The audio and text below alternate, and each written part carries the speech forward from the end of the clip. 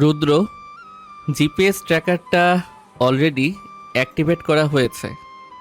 নাটোর রোডের ওই অন্ধ গলি দিয়ে যে 3টে কালো রঙের ল্যান্ড ক্রুজার ঢাকার দিকে এগোচ্ছে, এগুলোর উপর ড্রোন ক্যামেরা সেট করো। এই সিন্ডিকেটের লোকগুলো ভাবছে নওগাঁ আর নিয়ামতপুর বেল্টের পুরো ড্রাগ রুট তারা নিজেদের কবজায় নিয়ে নেবে। আর যে মাফিয়া কিং তার স্টুডিওতে বসে আঙুল চষবে। চৌধুরী সাহেবকে স্পষ্ট জানিয়ে দাও, আজ রাত ঠিক 12টা বাজার আগেই যদি বর্ডার বেল্টের সেই আসল কেমিক্যাল ফাইলের এনক্রিপশন কি আমার ডার্ক সার্ভারে সাবমিট না করা হয়, তবে কাল সকালে এই আন্ডারওয়ার্ল্ডের মানচিত্র থেকে পুরো বংশের নাম মুছে যাবে।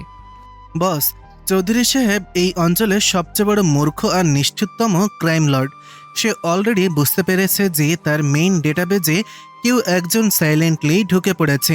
তবে সে স্বপ্নেও কোনোদিন ভাবতে পারবে না যে যে ছেলেটা আজ দুপুরে রাজশাহী বিশ্ববিদ্যালয়ের এগ্রিকালচারাল ডিপার্টমেন্টের করিডোরে ছেঁড়া জুতো আর স্ত্রী ছাড়া একটা সাধারণ খয়েরি শার্ট পরে মাথা নিচু করে হেঁটে যাচ্ছিল, সবার ধাক্কা খেয়ে মুখ বুজে শুয়ে নিচ্ছিল, সেই আরিয়ানি আসলে পুরো আন্ডারওয়ার্ল্ডের একচ্ছত্র সম্রাট আর যে মাফিয়া কিং।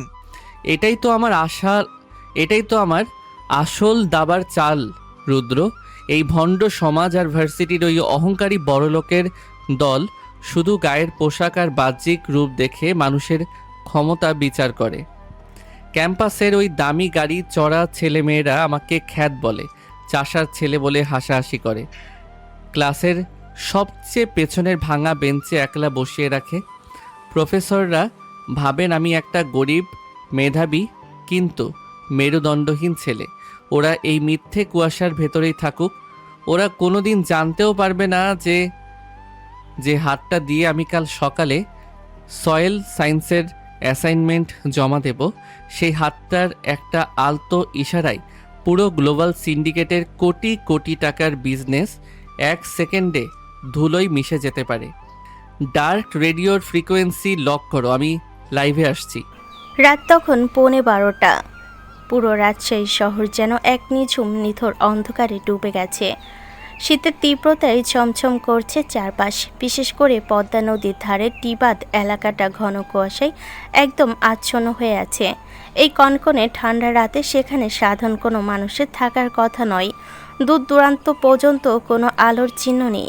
কিন্তু টিবাদের ঠিক 3 নম্বর কংক্রিটের ব্লকের পাশে হেডলাইট নেভানো অবস্থায় একটা কুচকুচে কালো রঙের মাইক্রোবাস এসে থামল।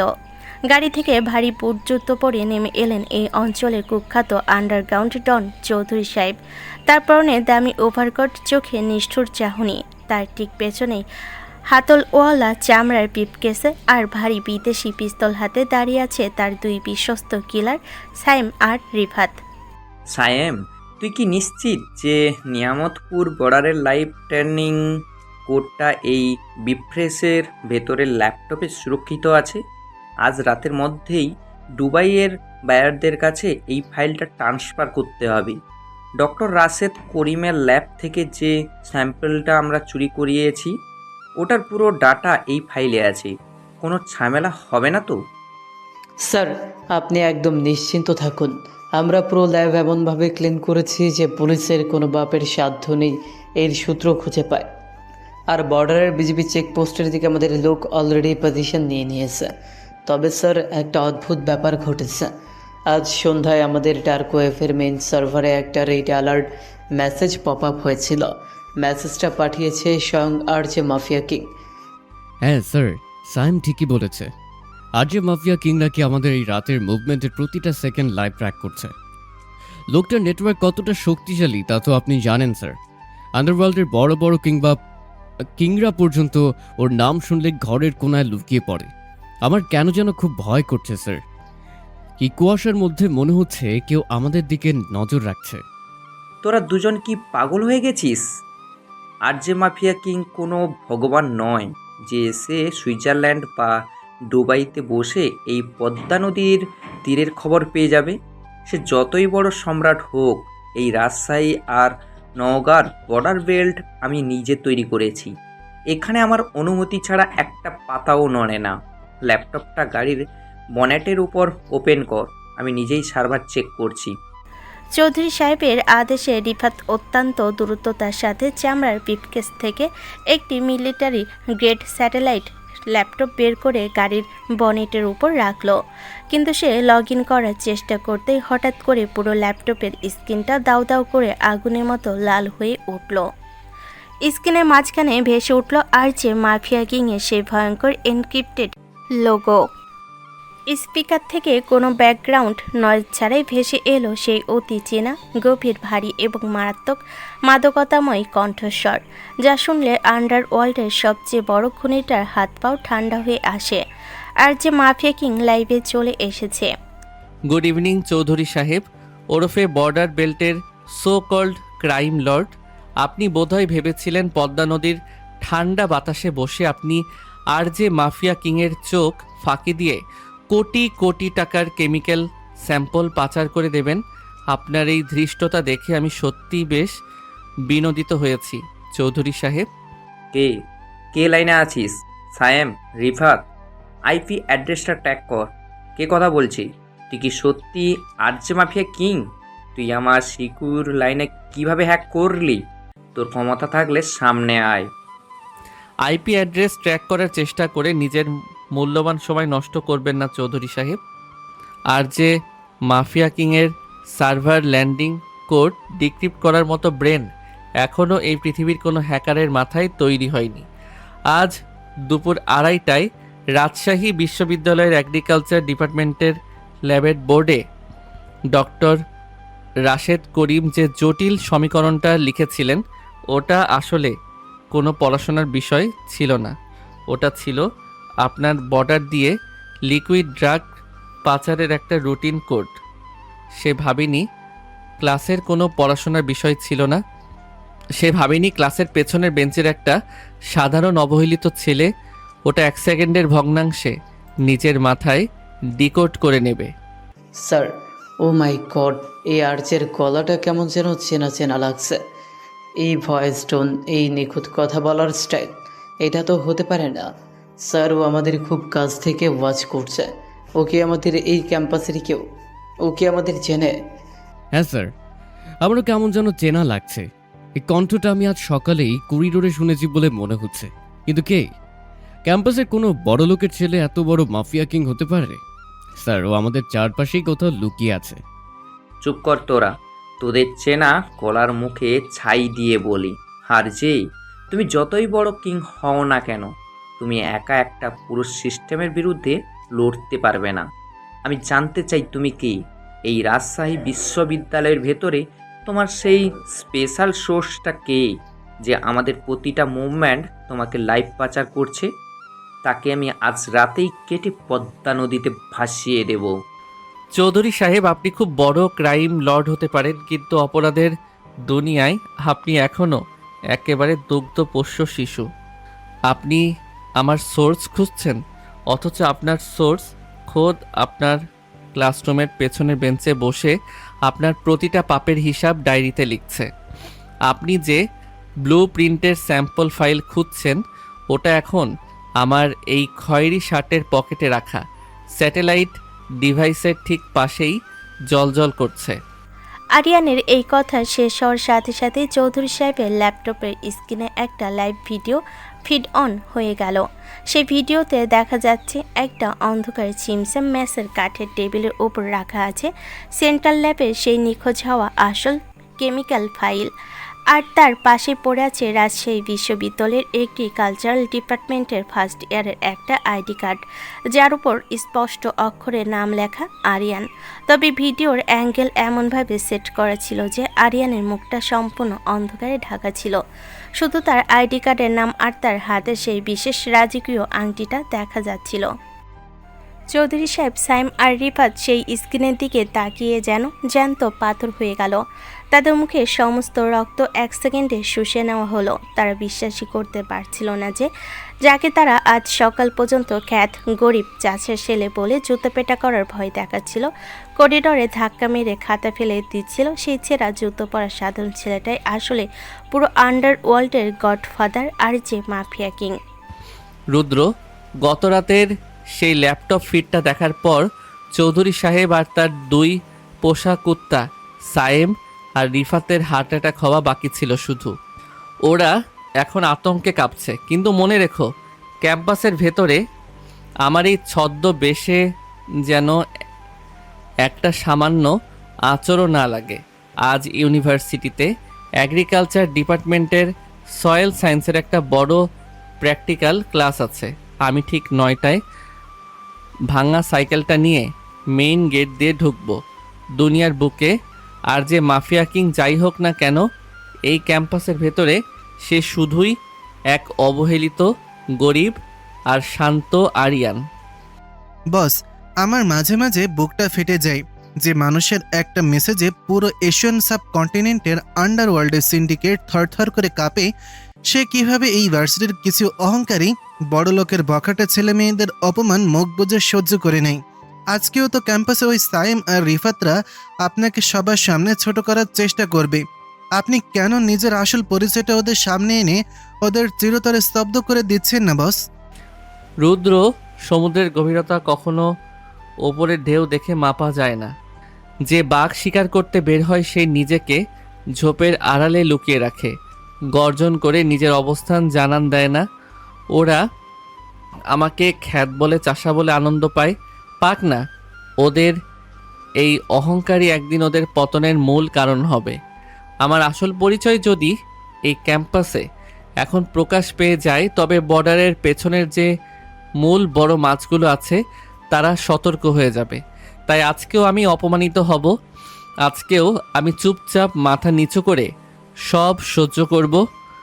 কারণ আর যে মাফিয়া কিংয়ের প্রতিশোধের আগুন যখন জ্বলে তখন তা কোনো আওয়াজ করে না। সকালে মিষ্টি রোদ, রাজশাহী বিশ্ববিদ্যালয়ের প্যারিস গগন শিরিষ গাছগুলো পাতা চিরে পিচঢালা রাস্তায় এসে পড়েছে। চারিদিকে মনোরম পরিবেশ। পিচঢালা রাস্তার দুপাশে দাঁড়িয়ে থাকা বড় বড় গাছ আর শিক্ষার্থীদের কোলাহলে ক্যাম্পাসটা মুখরিত। দামি দামি বাইক আর কার নিয়ে বড়লোকের ছেলেমেয়েরা ক্যাম্পাসে এসে আড্ডা জমাচ্ছে। ঠিক তখনই মেন গেট দিয়ে একটা পুরনো চেইনে জং ধরা ভাঙ্গা সাইকেলে প্যাডেল করতে করতে ভেতরে ঢুকলো আরিয়ান। তার পরনে একটা সস্তা ইস্ত্রি ছাড়া নীল রঙের সুতির শার্ট, পায়ে সাধারণ চটি জুতো আর চোখে মোটা ফ্রেমের একটা সস্তা কালো চশমা। কাঁধে ঝুলছে একটা পুরনো চটের ব্যাগ। আরিয়ান সাইকেলটা নিয়ে এগ্রিকালচারাল ডিপার্টমেন্টের ভবনের সামনে আসতেই এক বিকট শব্দে একটা দামি স্পোর্টস বাইক এসে তার ঠিক সামনে ব্রেক কষল। বাইক থেকে নামলো সাইম আর তার ঠিক পেছনে একটা দামি গাড়ি থেকে নেমে এলো রিফাত। গতরাতে সেই আর যে মাফিয়া কিংয়ের লাইভ ওয়ার্নিংয়ের পর তাদের দুজনের চোখে মুখের অবস্থা খুব একটা ভালো ছিল না। রাতের ঘুম ওড়ার কারণে চোখের নিচে কালি পড়ে গেছে। কিন্তু ক্যাম্পাসের সাধারণ আরিয়ানকে দেখা মাত্রই তাদের ভেতরে সে চিরচেনা অহংকার আর গুন্ডামি আবার মাথা চাড়া দিয়ে উঠল। তারা গতরাতের সমস্ত রাগার আতঙ্ক যেন এক নিরীহ ছেলেদের ওপর ঝাড়তে চাইল। এই যে আমাদের ক্লাসের ইন্টারন্যাশনাল খ্যাত চাষার ছেলে আরিয়ান চলে এসেছে। কিরে, তোর এই ভাঙা সাইকেলের হার্নটা তো তোর মতনই তোতলা। রাস্তা থেকে সর। প্রতিদিন সকাল সকাল তোর এই গরিবী চেহারাটা দেখলে পুরো দিনটাই মাটি হয়ে যায়। আরে সাহেব, ওরে শুধু শুধু বকে কি লাভ বল? চাষার ছেলে তো, মাঠে ধান চাষ করা আর এই এগ্রিকালচার ডিপার্টমেন্টের ল্যাবে সে মাটি ঘাটা ছাড়া ওর লাইফের আছেটা কি?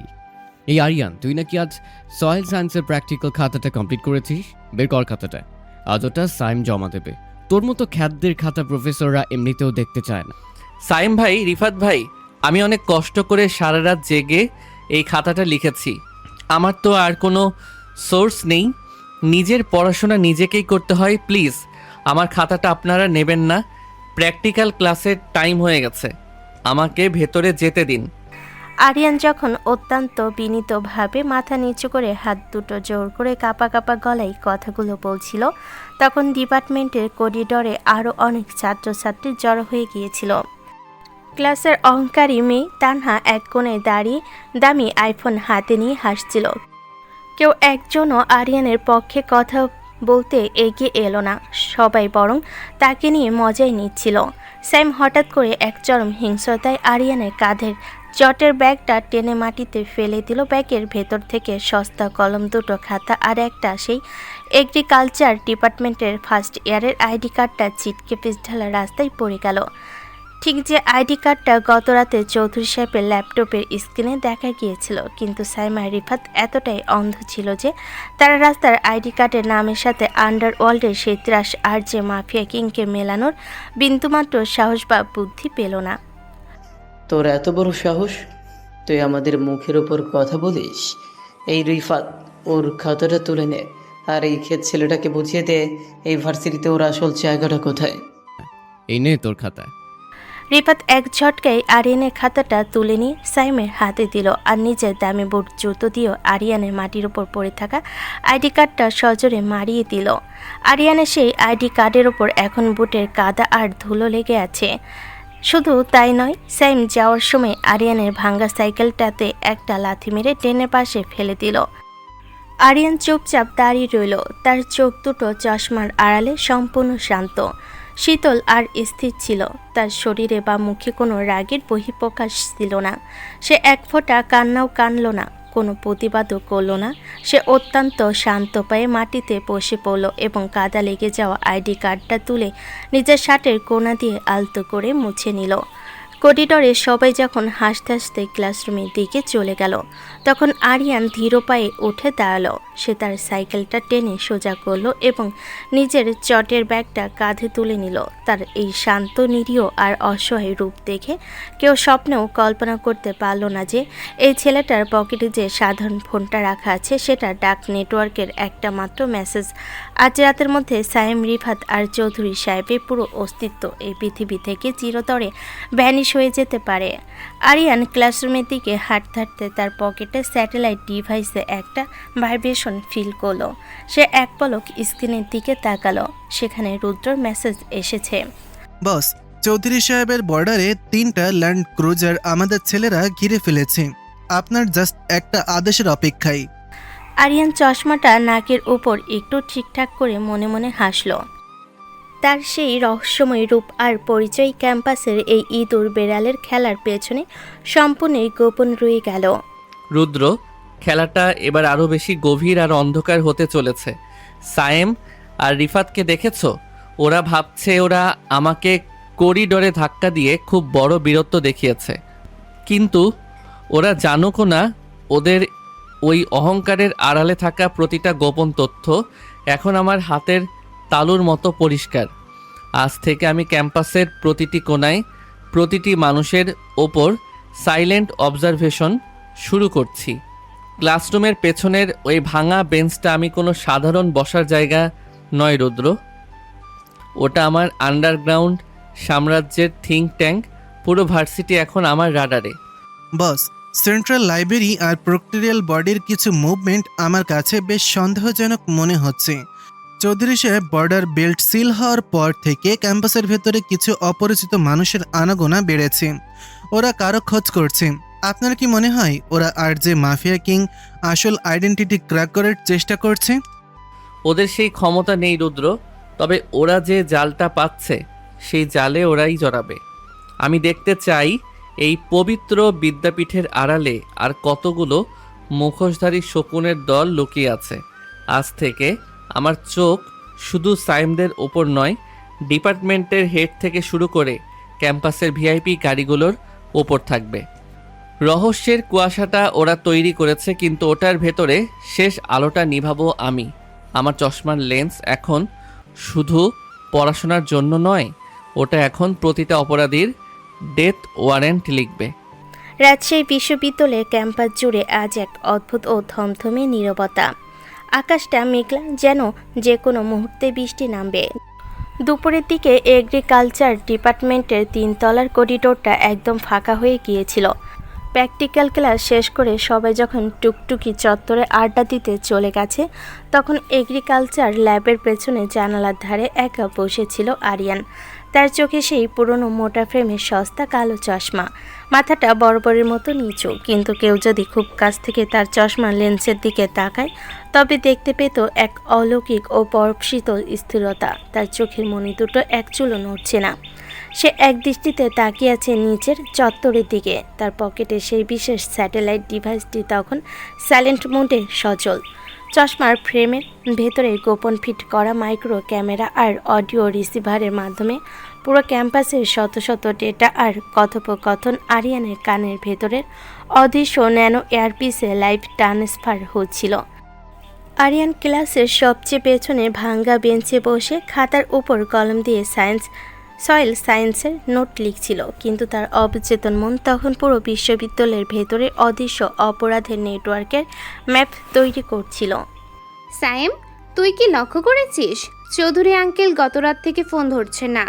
প্রক্টোরিয়াল বডির ডক্টর জামানো আজকে কেমন যেন গম্ভীর হয়ে আছেন। ল্যাবের লকার নাম্বার 4-এর সামনে আজকে দুজন অপরিচিত মানুষকে ঘুরঘুর করতে দেখলাম। ক্যাম্পাসে কিছু একটা ঘটছে রে, খুব রহস্যময় কিছু একটা। ধুর তানহা, তুই শুধু শুধু বেশি চিন্তা করিস। চৌধুরী সাহেব হয়তো বর্ডারের কোনো বড় চালানে ব্যস্ত আছেন। আর লকারের কথা বলছিস, ওটা তো সরকারি কেমিক্যালের লকার।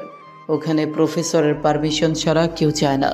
তুই চল, আজ প্যারিস রোডে একটু বাইক রাইডে যাই। ওই যে দেখ, আমাদের ক্লাসের সেই ক্ষেত আরিয়ান এখনও ল্যাবের কোনায় ভূতের মতো বসে আছে। ওরে দেখলেই আমার মেজাজ গরম হয়। বাদ দে না ভাই ওরে, ওর মতো 4-7 ছেলের কথা ভেবে আমাদের বার্তা নষ্ট করার দরকার নাই। চল আমরা প্রক্টরি অফিসের ওদিকটায় যাই। চৌধুরী সাহেব নাকি ওনার মাধ্যমে কোনো স্পেশাল ফাইল পাঠাবেন বলেছেন। সাইম, রিফাত আর তানহা যখন হাসতে হাসতে ল্যাবের করিডর পার হয়ে চলে গেল, তখন আরিয়ানের হাতের কলমটা 1 সেকেন্ডের জন্য থমকে দাঁড়ালো।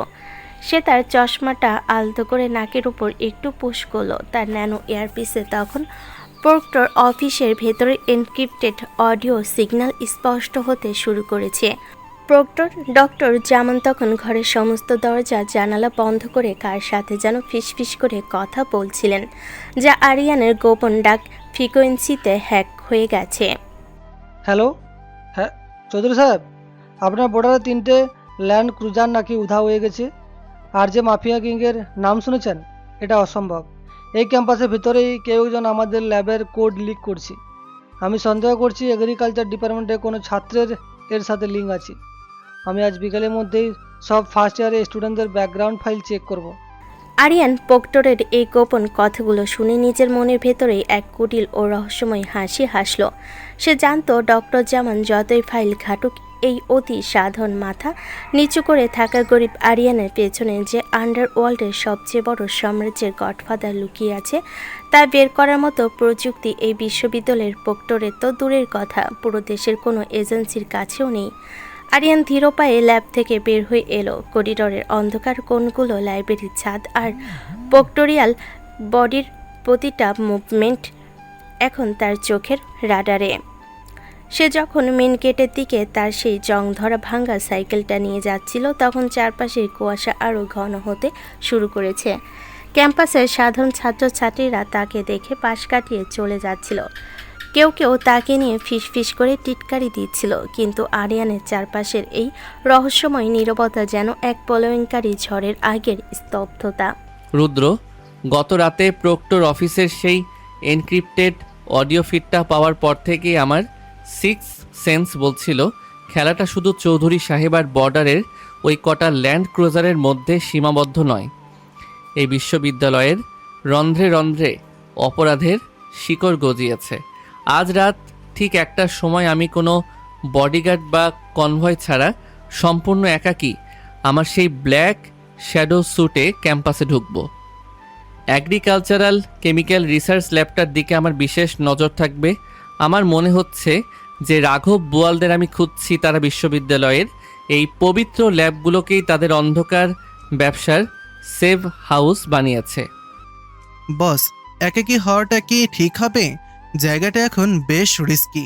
চৌধুরী সাহেবের লোকগুলো বর্ডারে মার খাওয়ার পর থেকে ক্যাম্পাসের ভেতরে সিকিউরিটি বাড়িয়ে দেওয়া হয়েছে। বিশেষ করে রাতের প্রক্টোরিয়াল টিম খুব অ্যাক্টিভ। আপনি যদি বলেন, তবে আর্জ স্কোয়াডের 10টা শুটারকে আমি সাইলেন্টলি ক্যাম্পাসের চারপাশের দেয়ালে পজিশন নিয়ে রাখতে বলি। কোনো বিপদ হলে ওরা ব্যাকআপ দেবে। একদম না রুদ্র। আর যে মাফিয়া কিং যখন ছদ্মবেশে শিকার করে, তখন সে একাই একটা আস্ত বাহিনীর সমান। অতিরিক্ত আলোড়ন তৈরি করলে আসল মাছগুলো পানির অনেক গভীরে লুকিয়ে পড়বে। আমি আজ কোনো অ্যাকশন নেব না, কোনো বুলেট খরচ করব না। আজ রাতে আমার একমাত্র কাজ হবে সাইলেন্ট অবজারভেশন। শত্রুর সবচেয়ে বড় শক্তি আর তাদের পেছনের গডফাদার কারা সেটা আগে আমার এই চোখের লেন্সে রেকর্ড করতে হবে। চুনোপুটিদের জালে আটকে রাখো, আমাদের টার্গেট এবার সমুদ্রের সেই আসল হাঙরগুলো। রাত তখন আনুমানিক 1:25। পুরো রাজশাহী বিশ্ববিদ্যালয় ক্যাম্পাস এখন এক গা ছমছমে নিথর নীরবতায় ঢেকে গেছে। প্যারিস রোডে সেই বিশাল গগন শিরীষ গাছগুলো অন্ধকারের বুকে যেন এক একটা অতিকায় দানবের মতো দাঁড়িয়ে আছে। কুয়াশার চাদর এতই ঘন যে হাত বাড়িয়ে সামনে 5 হাত দূরে জিনিসগুলো স্পষ্ট দেখা যাচ্ছে না।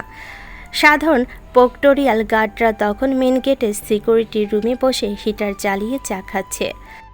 ঠিক তখনই বিশ্ববিদ্যালয়ের এগ্রিকালচার ডিপার্টমেন্টের পেছনে দেওয়াল ঘেঁষে একটা কুচকুচে কালো ছায়া অত্যন্ত চাতুর্যের সাথে এবং বিড়ালের মতো নিঃশব্দে ভেতরে প্রবেশ করলো। পরনে ব্ল্যাক ফিটিং ট্যাকটিক্যাল জ্যাকেট, চোখে নাইট ভিশন থার্মাল চশমা আর মাথায় ব্ল্যাক ক্যাপ।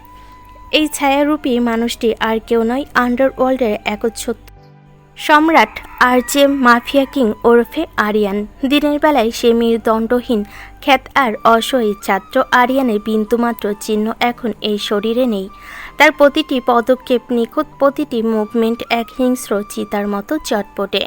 সে কোনো লিফট বা মেন সিঁড়ি ব্যবহার করল না। ভবনের পেছনে পাইপ আর সানসেট বেয়ে মাত্র কয়েক সেকেন্ডের মধ্যে সে 4 তলার স্পেশাল কেমিক্যাল রিসার্চ রুমের জানালার কার্নিশে এসে দাঁড়ালো। এই রিসার্চ রুমটি সাধারণ ছাত্রছাত্রীদের জন্য সম্পূর্ণ নিষিদ্ধ।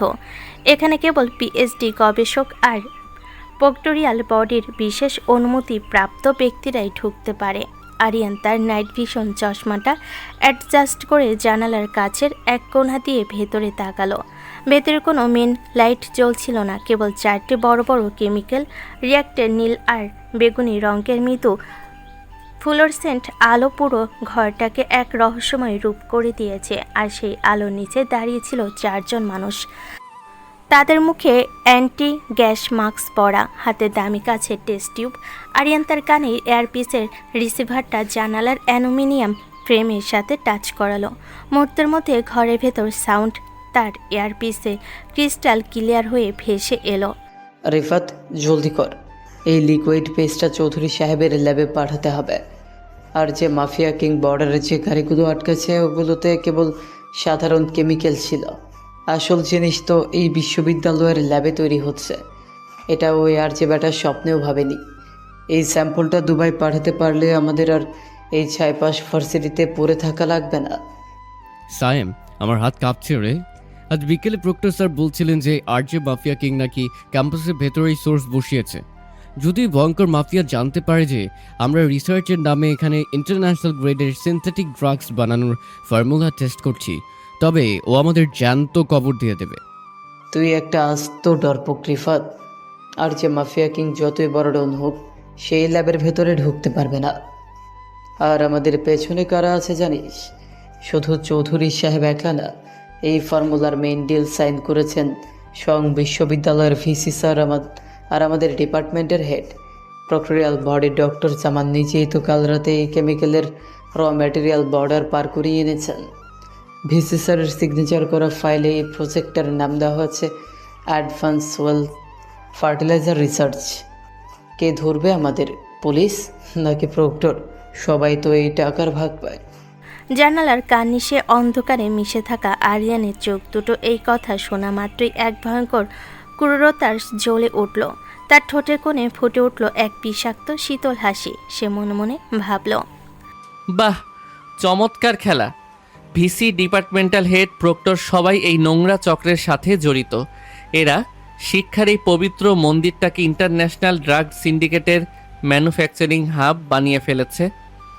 আরিয়ানের ডান হাতটা অবচেতনভাবেই তার কোমরের মডিফাইড গ্লোক পিস্তলটার উপর চলে গিয়েছিল। তার এক ইশারায় আর যে স্কোয়াড এই মুহূর্তেই এই পুরো বিল্ডিংটা উড়িয়ে দিতে পারত। স্যাম আর রিফাত নামের এই চুনোপুটি দুটোকে 1 সেকেন্ডে মাটির সাথে মিশিয়ে দেওয়া তার জন্য কোনো ব্যাপারই ছিল না। কিন্তু আরিয়ান তার হাতের মুঠোটা শক্ত করে আবারও আলতো করে ছেড়ে দিল।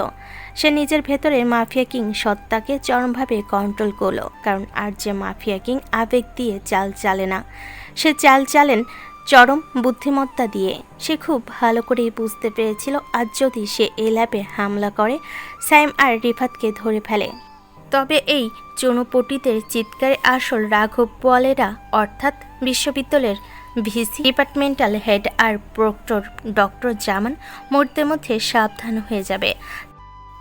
তারা তাদের সমস্ত ব্যাকগ্রাউন্ড ফাইল আর প্রমাণ এক রাতের মধ্যেই পুড়িয়ে ছাই করে দিয়ে নিজেদের ধোয়া তুলসী পাতা প্রমাণ করবে।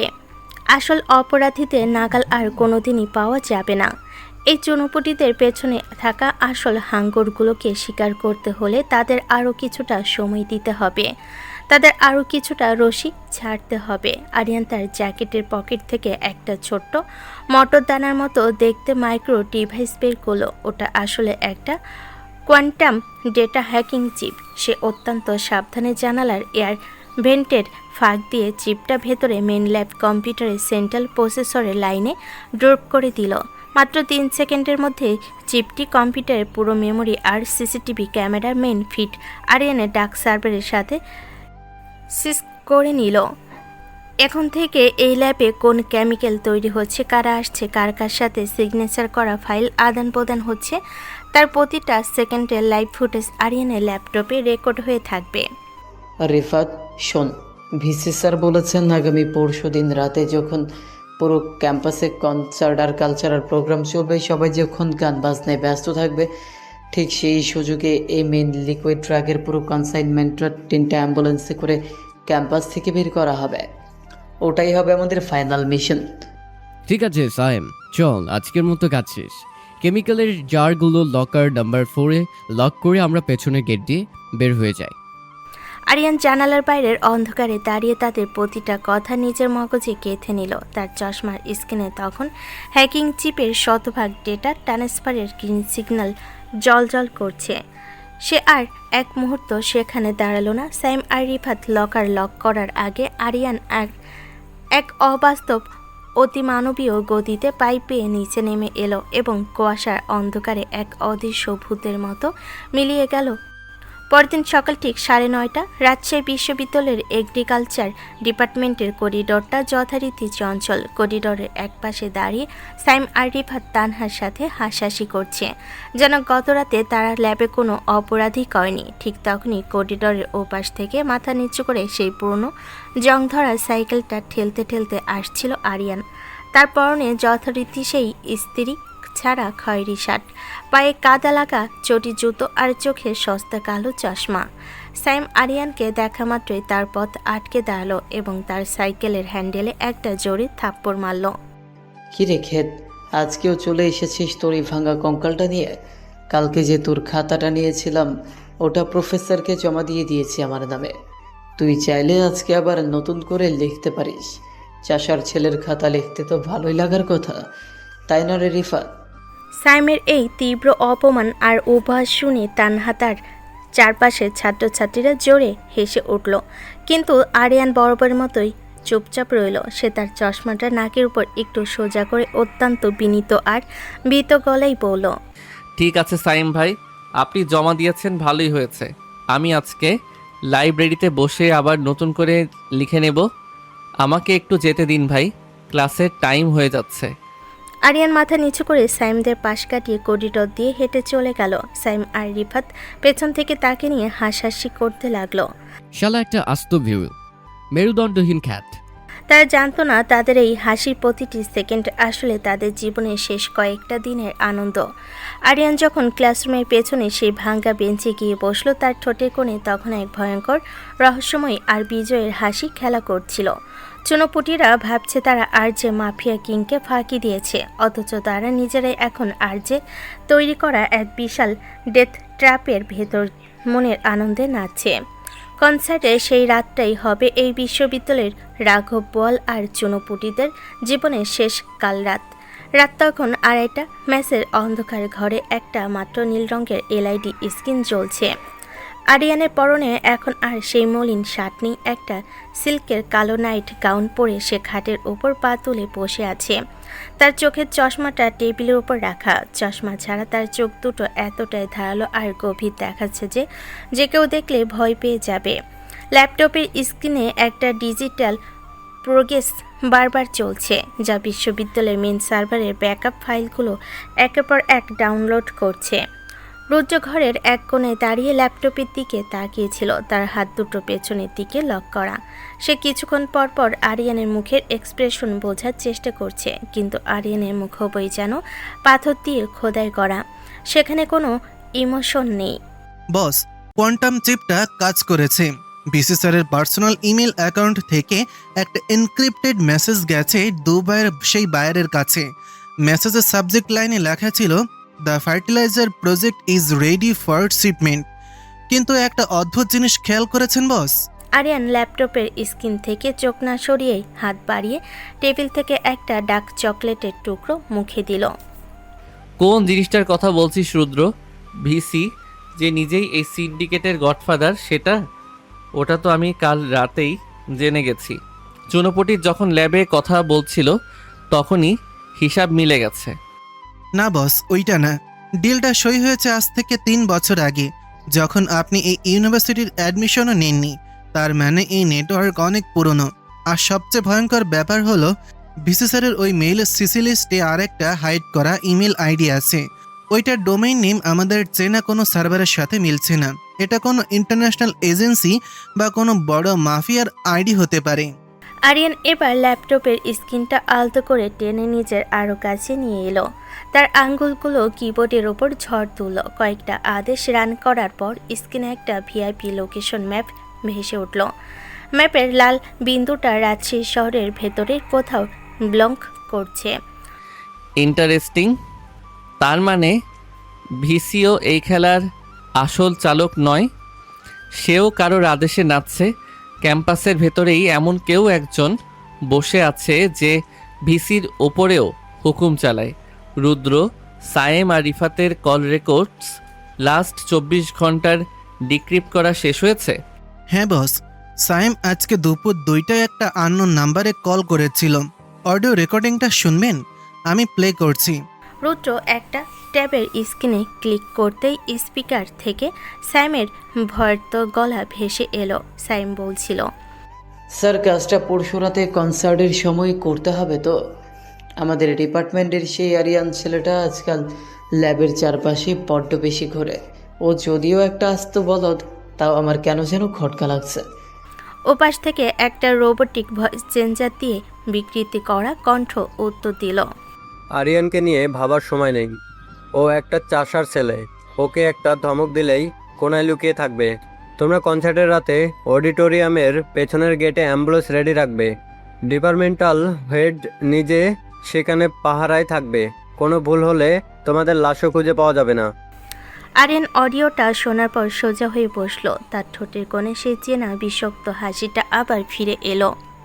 সায়েম আর রিফাতকে ওরা বলির পাঠা বানাচ্ছে। কনসার্টের রাতে যখন ওই 3টে অ্যাম্বুলেন্স ক্যাম্পাস থেকে বের হবে তখন ওরা ভাবছে সাইলেন্টলি কাজটা হয়ে যাবে। কিন্তু ওরা জানে না ওই অ্যাম্বুলেন্সগুলোর চাকা ক্যাম্পাস পার হওয়ার আগেই পুরো নেটওয়ার্কের 12টা বেজে যাবে। রুদ্র, কনসার্টের স্পন্সর কারা? স্পন্সর করেছে Chowdhury group of construction and sport industries.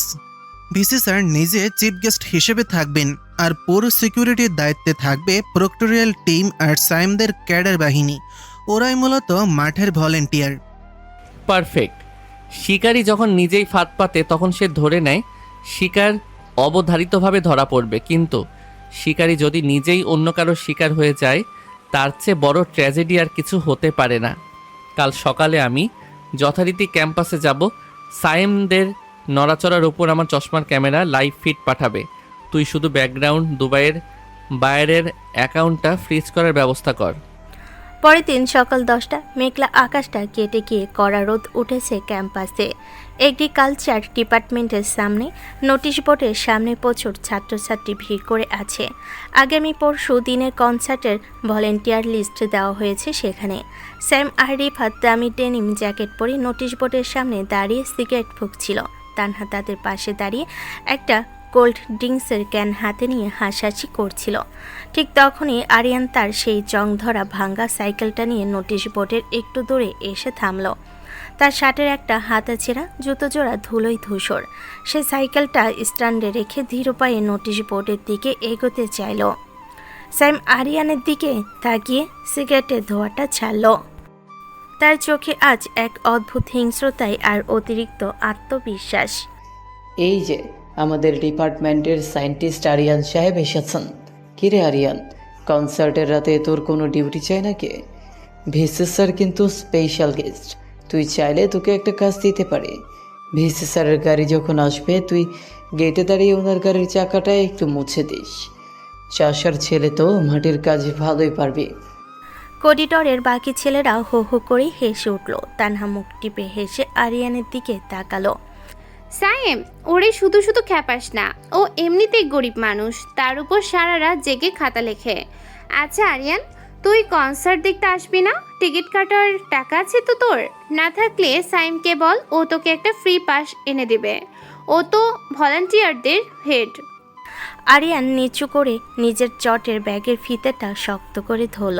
তার মুখের কোণায় একটা ভয়ত এবং অসহায় ভাব ফুটে উঠল, যা দেখে যে কেউ ভাববে সে এখনই কেঁদে দেবে। তানহা আপা, আমার কনসার্ট দেখার শখ নেই। ওই রাতে আমার মেসে অনেক পড়া আছে। আর সাইম ভাই, আমি ভিসি স্যারের সামনে যাওয়ার যোগ্য নই। আমি কালকে ল্যাবে গিয়েছিলাম প্র্যাকটিক্যাল খাতাটা সই করাতে, কিন্তু ল্যাবটা বন্ধ ছিল। সাইম ভাই, আপনারা কি জানেন ল্যাবটা কেন বন্ধ ছিল? কাল রাতে নাকি ওখানে কোনো স্পেশাল কাজ হয়েছে। আরিয়ানের এই সাধারণ প্রশ্নটা শুনবার মাত্রই সাইম আর রিফাতের মুখের হাসি মুহূর্তেই গায়েব হয়ে গেল। সাইমের হাতের জ্বলন্ত সিগারেটটা হাত থেকে ফসকে মাটিতে পড়ে গেল। রিফাত সাইমের দিকে এক নজর তাকিয়ে ঢুকিল। তাদের ভেতরে সেই গত রাতের আতঙ্কটা আবার চারা দিয়ে উঠল। স্যাম এক পা এগিয়ে এসে আরিয়ানের শার্টের কলারটা শক্ত করে চেপে ধরল। তার চোখ দুটো রাগে আর ভয় লাল হয়ে উঠেছে। তুই কাল রাতে ল্যাবের সামনে কি করছিলি? তোকে কে বলেছে কাল রাতে ল্যাবে কাজ হয়েছে? তুই কি ভেতরে ঢুকেছিলি? সত্যি কথা বল, নইলে তোকে এই ক্যাম্পাসের মাটিতে পুঁতে ফেলবো আজ। রিফাতও এগিয়ে এসে আরিয়ানের কাঁধে একটা ধাক্কা মারল।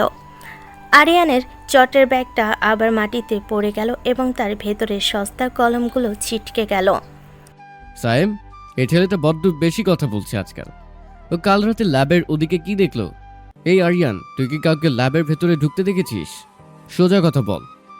আরিয়ান কাঁপা কাঁপা গলায় হাত জোর করল। তার চোখের চশমাটা নাকের উপর থেকে একটু বাঁকা হয়ে গেছে। সে অত্যন্ত ভীতু অভিনয় করে বলতে লাগলো, সাইম ভাই, আমি কিছু দেখিনি। আমি সত্যি কিছু দেখিনি। আমি শুধু বিকেলের দিকে ডিপার্টমেন্টাল হেড স্যারকে ল্যাবের চাবি নিয়ে যেতে দেখেছিলাম। তাই ভাবলাম রাতে হয়তো কোনো বড় ভাইদের রিসার্চ ছিল। আমি তো রাতে ম্যাচ থেকে বেরি হই না। আপনারা প্লিজ আমাকে মারবেন না। আমি আর কোনো দিন ল্যাবের ওদিকে যাব না। স্যাম আরিয়ানের কলারটা আরও এক ঝটকায় ছেড়ে দিল। সে কিছুটা আশ্বস্ত হলো যে এই ভীতু ছেলেটা আসলে কিছুই জানে না, শুধু আন্দাজে কথা বলছে। সাইম আর রিফাত তানাকে নিয়ে করিডোর দিয়ে হনহন করে হেড স্যারের অফিসের দিকে হেঁটে চলে গেল।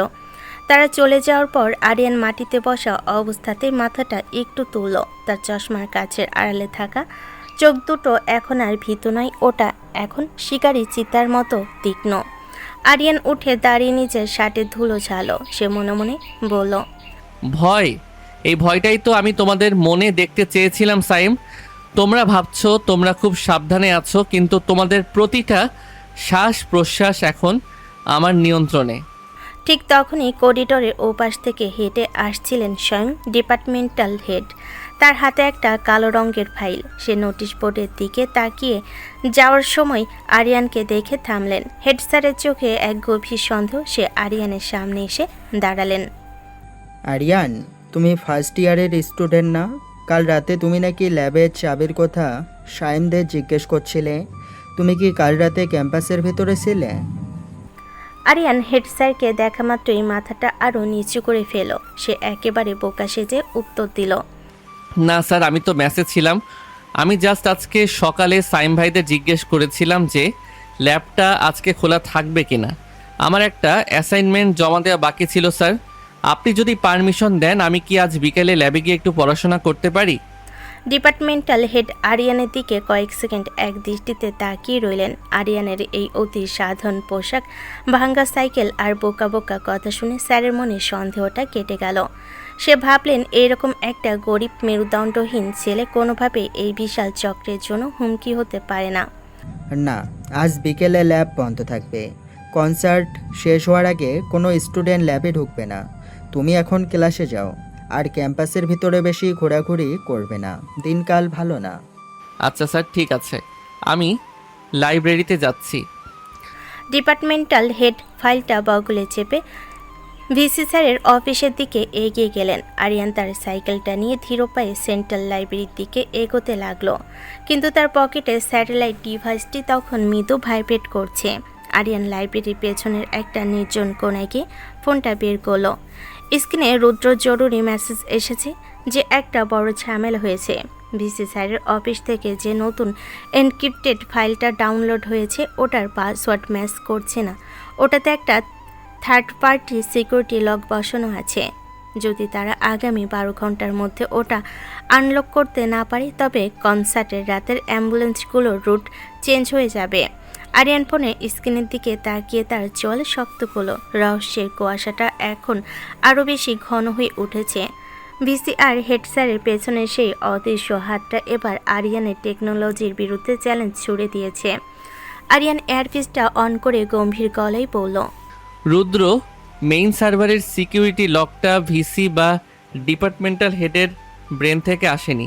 ক্যাম্পাসের ভেতরেই কেউ একজন বসে লাইভ কোডিং করছে। যে ইমেইল আইডিটা তুই হাইড অবস্থায় পেয়েছিলি ওটার সোর্স আইপি জেনারেট কর। আজ রাতেই আমাকে সেই সোর্সের দরজায় পৌঁছাতে হবে। চুনোপটিয়া রাঘব বোয়ালদের বাইরেও এই ইউনিভার্সিটিতে একজন মাস্টার মাইন্ড বসে আছে। আমার আইটি সিস্টেমকে যে চ্যালেঞ্জ করেছে তাকে দেখার জন্য আমার আর তর সইছে না। কনসার্টের আগেই এই রহস্যের শেষ চাবিকাঠি আমার চাই।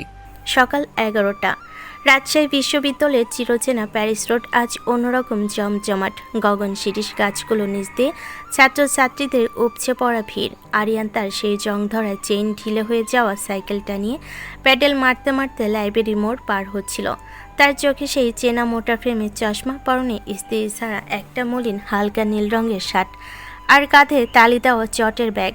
চশমার কাচের আড়াল থেকে সে খুব সাবধানে চারপাশের পরিবেশটা পর্যবেক্ষণ করছিল। গত রাতে রুদ্র পাঠানো সেই রহস্যময় থার্ড পার্টি সিকিউরিটি লকের আইপি অ্যাড্রেসটা তার মাথায় ঘুরপাক খাচ্ছে। ক্যাম্পাসের ভেতরেই কেউ একজন বসে তার আইটি সিস্টেমকে হ্যাক করার চেষ্টা করছে। এই ভাবনায় তার চোয়াল শক্ত হয়ে আসছিল। ঠিক তখনই মেন অডিটোরিয়ামের সামনে বাঁকে একটা তীব্র ব্রেকের শব্দ হলো এবং আরিয়ান কিছু বুঝে ওঠার আগে পেছন থেকে একটা লাল রঙের স্কুটি সজোরে এসে তার ভাঙ্গা সাইকেলের পেছনের চাকায় ধাক্কা মারল। ধাক্কাটা এতটাই আচমকা ছিল যে আরিয়ান নিজেকে সামলাতে পারল না। সে সাইকেল সহ সরাসরি রাস্তার পাশে থাকা কৃষ্ণচূড়া গাছের গোড়ার নরম মাটিতে ছিটকে পড়ে গেল। তার চটের ব্যাগ থেকে সস্তা খাতা, দুটো কলম আর একটা অর্ধেক খাওয়া পাউরুটি ছিটকে ছড়িয়ে পড়ল মাটিতে। সাইকেলের চেনটা ক্যাচ ক্যাচ শব্দ করে পুরোপুরি খুলে গেল। স্কুটি থেকে ঝড়ের বেগে নেমে এলো এক তরুণী। পরনে তার জিন্স আর একটা ঢিলেঢালা খাকি রঙের কুর্তি, চোখে কালো সানগ্লাস, চুলগুলো পেছনের দিকে শক্ত করে পনিটেল করা। মেয়েটির চোখে মুখে এক তীব্র জেদ আর আভিজাত্যের ছাপ। এই মেয়েটি অহনা। আপাতত দৃষ্টিতে তাকে সাধারণ একজন জেদি ছাত্রী মনে হলো, আসলে সে পুলিশের একজন তুখোড় অ্যাসিস্ট্যান্ট কমিশনার। ঢাকা থেকে সম্পূর্ণ গোপনে তাকে এই বিশ্ববিদ্যালয়ে পাঠানো হয়েছে। কেমিক্যাল ল্যাবের আড়ালে যে কোটি কোটি টাকার আন্তর্জাতিক ড্রাগ ও বিস্ফোরক সিন্ডিকেট চলছে সেই খবর পৌঁছেছে উপর মহলে। কিন্তু দেশের এত বড় এবং নামকরা একটি বিশ্ববিদ্যালয়ের সুনাম যেন নষ্ট না হয় সেজন্য কোনো রকম ইউনিফর্ম বা ফোর্স ছাড়া অহনাকে পাঠানো হয়েছে একই ছদ্মবেশে তথ্য জোগাড় করতে। অহনা মাটিতে পড়ে থাকা আরিয়ানের দিকে এক নজর তাকিয়ে কোমরে হাত দিয়ে দাঁড়ালো। এই যে ভাই, চোখ দুটো কি কপালে নাকি পকেটে রেখে সাইকেল চালান? এত বড় একটা রাস্তা আর আপনি ঠিক আমার স্কুটির সামনে এসে সাইকেলটা ব্রেক করলেন। ব্রেক নষ্ট হলে সাইকেল নিয়ে বের হন কেন? আপনার মতো আনস্মার্ট ছেলেদের জন্য রাস্তায় শান্তিতে গাড়ি চালানো দায়। আপা, ও আপা, আমার চশমাটা কোথায় গেল? আমি তো সোজা একপাশ দিয়ে যাচ্ছিলাম আপা। আপনি তো পেছন থেকে এসে হুট করে ধাক্কা দিলেন। আমার সাইকেলের চেইনটা আবার ছিঁড়ে গেল। আজকেও অ্যাসাইনমেন্ট জমা দিতে দেরি হয়ে যাবে। হেড স্যার তো আমাকে ক্লাস থেকে বের করে দেবেন। নিন আপনার চশমা, মাটিতে হাত রাতা হবে না। আর আমি পেছন থেকে ধাক্কা দিইনি, আপনি নিজেই আঁকাবাঁকা করে সাইকেল চালাচ্ছিলেন। মাটিতে পড়ে গিয়ে এমন বাচ্চাদের মতো করছেন কেন? চোট লেগেছে নাকি কোথাও? নাকি ধাক্কা লাগার আগেই ভয় পেয়ে কান্নাকাটি শুরু করেছেন? না আপা, চোট লাগেনি, কিন্তু আমার খাতাগুলো সব ময়লা হয়ে গেল। এই এগ্রিকালচার ডিপার্টমেন্টের শিক্ষকেরা খুব কড়া। খাতা নোংরা হলে আর সই করবেন না। অনেক কষ্ট করে কাল সারা রাত জেগে অ্যাসাইনমেন্টটা লিখেছিলাম আপা। আপনি কোন ডিপার্টমেন্টের আপা? আপনাকে তো আগে কখনো এই চত্বরে দেখিনি। নতুন ভর্তি হয়েছেন নাকি? আমি এই সেমিস্টারে ট্রান্সফার হয়ে এসেছি উদ্ভিদ বিজ্ঞান বিভাগে। আর শোনো, আমাকে বারবার আপা বলবে না। আমার নাম অহনা। তোমার নাম কি? আর তুমি যে বললে এগ্রিকালচার ডিপার্টমেন্ট, তোমাদের মেইন কেমিক্যাল ল্যাব কোনটা? কোন দিকে বলতে পারো? আমি আজ সকালে ওই দিকেই যাচ্ছিলাম, কিন্তু এই বিশাল ক্যাম্পাসের রাস্তা গুলিয়ে ফেলেছি। ল্যাবটা কি খুব দূরে? আমার নাম আরিয়ান। অহনা আপা, অহনা। আমাদের ডিপার্টমেন্টের ল্যাব তো ওই যে পেছনের বড় বিল্ডিংটা, কিন্তু ওদিকে এখন গিয়ে কোনো লাভ নেই অহনা। ল্যাব এখন পুরোপুরি বন্ধ। কনসার্ট শেষ না হওয়া পর্যন্ত হেড স্যার ল্যাবে কাউকে ঢুকতে একদম কড়া বারণ করেছেন। আপনি ল্যাবে কেন যাবেন? ওখানে তো এখন শুধু বড় বড় ড্রাম আর কেমিক্যালের গন্ধ। সাধারণ মেয়েদের তো ওসব পছন্দ হওয়ার কথা নয়। আপনি বরং সেন্ট্রাল লাইব্রেরিতে যান, ওখানে বসার ভালো জায়গা আছে। তুমি কিসের ড্রামা আরিয়ান? আর ল্যাব বন্ধ কেন? একটা রানিং ইউনিভার্সিটির মেইন ল্যাব কনসার্টের জন্য বন্ধ থাকবে কেন? এটা তো বেশ অদ্ভুত নিয়ম। তোমাদের হেড স্যার কি ল্যাবে বিশেষ কিছু রাখছেন নাকি?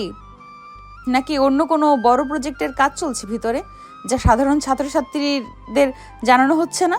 তুমি কি ওটার ভেতরে কখনো ঢুকেছো? আমি অত শত জানি না অহনা। আমি তো শুধু রাতের বেলা ল্যাবের জানালা দিয়ে মাঝে মাঝে লাইট জ্বলতে দেখি। কালকেও নাকি হেড স্যার আর বড় ভাইরা মিলে মাঝরাতে ল্যাবে কি যেন ধোয়াধুয়ি করছিলেন। সাইম ভাই তো আমাকে ধমক দিয়ে বললেন ওদিকে গেলে নাকি আমার পড়ালেখা চিরতরে শেষ করে দেবেন, ক্যাম্পাস থেকে তাড়িয়ে দেবেন। আমি খুব ভীত মানুষ অহনা। ওসব বড় ভাইদের ঝামেলায় আমি একদম জড়াতে চাই না। আপনিও ওদিকে যাবেন না। সায়েম ভাইরা কিন্তু খুব বিপজ্জনক ছেলে। ওনাদের সাথে ক্যাম্পাসের বড় বড় স্যারদের ওঠা বসা। সায়েম, ওই যে পলিটিক্স করে যে ছেলেটা, ও তোমাকে ধমক দিয়েছে?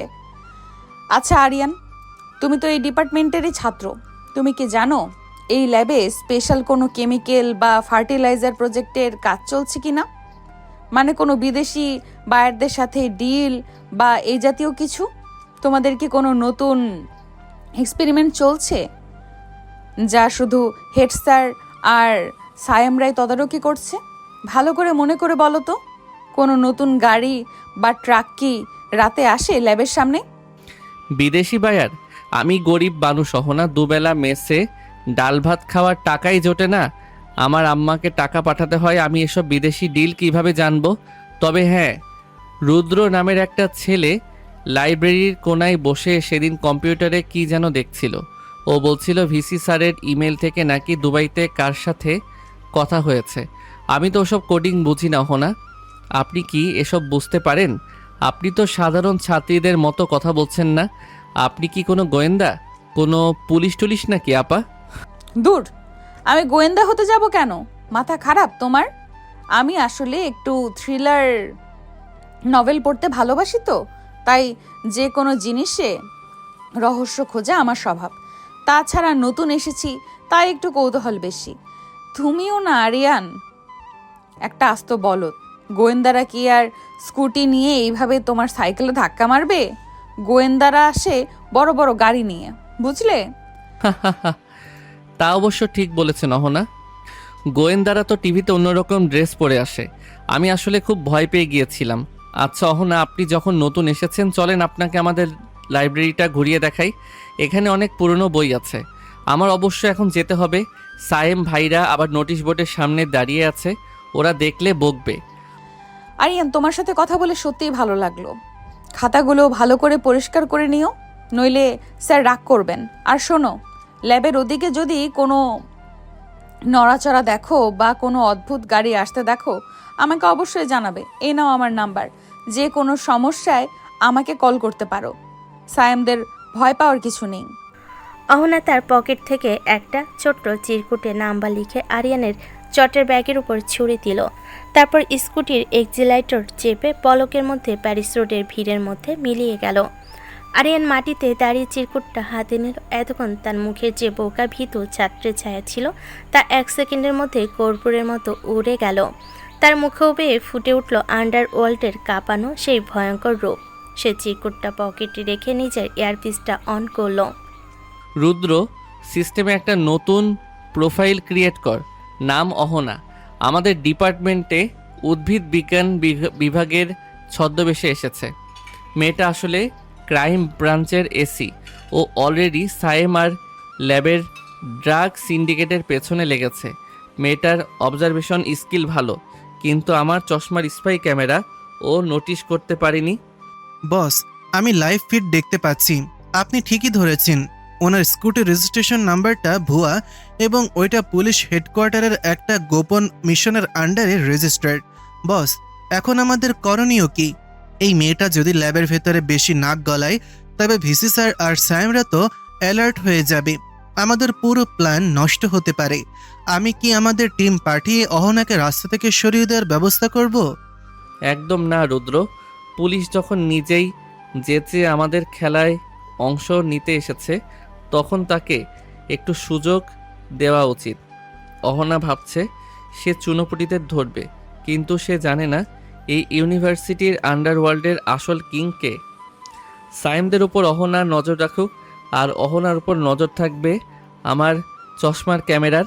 আজ রাতের মধ্যেই ভিসি আর সেই মাস্টার মাইন্ডের নতুন পাসওয়ার্ড ক্র্যাক করতে হবে।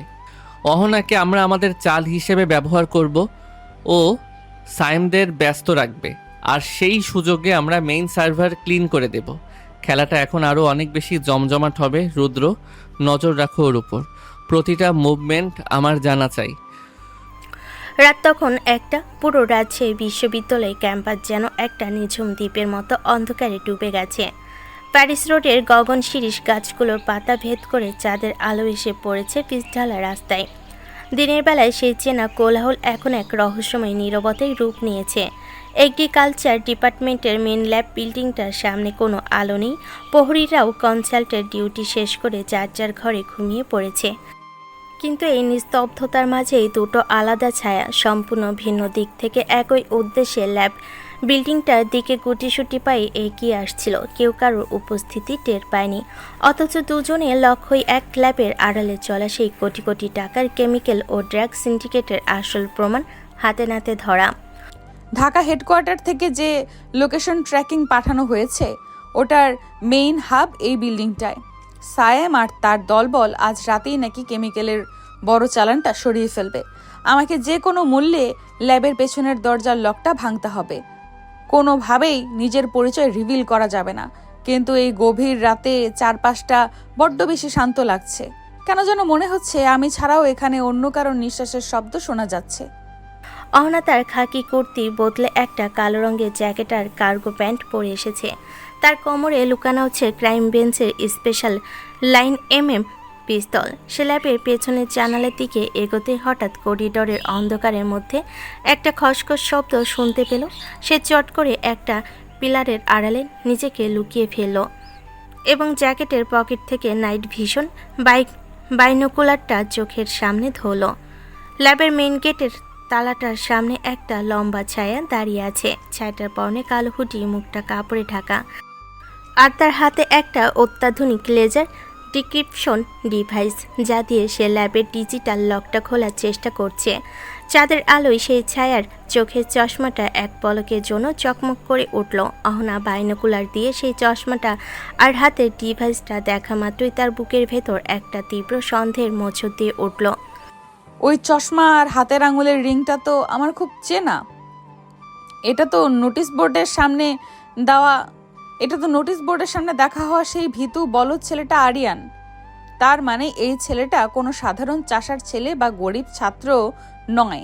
দিনের বেলা আমার স্কুটির সামনে ও ইচ্ছা করে সাইকেল নিয়ে পড়ে গেছিল যাতে আমার উপর নজর রাখতে পারে। এত বড় একটা আন্তর্জাতিক ড্রাগ সিন্ডিকেটের সাথে এই ছেলেটা সরাসরি যুক্ত। ও আসলে ভিসি আর সায়েমের মেইন আইটি এক্সপার্ট। ও ল্যাবের অবৈধ কেমিক্যালের ডাটাবেস মেনটেন করে। ছি, আমি ওকে একটা নিরীহ ছাত্র ভেবে নিজের পার্সোনাল নাম্বার দিয়ে এলাম। আজ রাতে ওকে হাতে নাতে ধরবো নাকি আড়াল থেকে ওর আসল রূপটা দেখব? না, এখনো সামনে যাওয়া চলবে না। এখনো সামনে যাওয়া যাবে না। ও নিশ্চয়ই সাইমের কোনো বড় চালান রিসিভ করতে এসেছে।